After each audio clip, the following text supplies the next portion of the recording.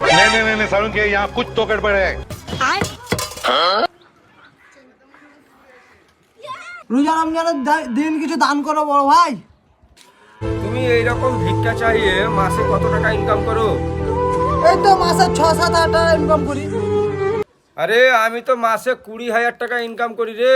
20,000 টাকার মধ্যে 8,000 টাকা আমার ঘর খরচাতেই চলে যায়। 8,000 চলে গেল, আর থাকে তাহলে 12,000 টাকা। 2,000 টাকা আমার হাত খরচাতেই চলে যায়। তাহলে থাকলো আর 10,000 টাকা।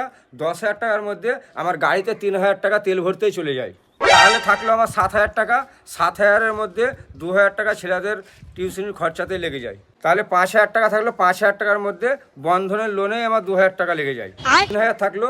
3,000-এর মধ্যে ওই পয়সাটা আমার মোবাইল খরচা, হাত খরচা, কারেন্ট বিল, চা খাওয়া, বাজার ঘোরাতেই শেষ হয়ে যায়। তাহলে আমার কাছে আর কি থাকলো?